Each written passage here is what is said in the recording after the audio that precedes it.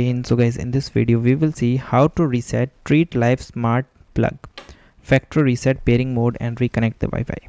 So guys, for this, and there is a standard smart mini plug SK50. Plug the Treat Life Smart bulb into the working wall outlet. Locate the on off button on the plug. Press and hold the button for approximately 5 seconds. Release it when the bulb indicator begin blinking red rapidly. The smart plug is now reset and ready to be paired again.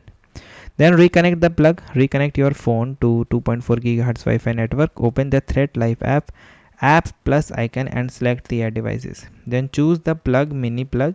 Confirm that the indicator is blinking rapidly. Enter your Wi-Fi password and wait for the setup to finish. Use AP mode if pairing fails. Hold the on and off button for 5 seconds until the LED flashes rapidly. Hold it again for approximately 5 seconds until the LED flashes slowly. In the Threat Life app, change the EZ mode to the app mode. Open your phone Wi-Fi setting and connect to the Threat Life XX or Smart Life. Return to the Threat Life app and complete the connections. So this is the way that you can do. And guys, thank you and have a nice day. And guys, subscribe our YouTube channel for the further informations.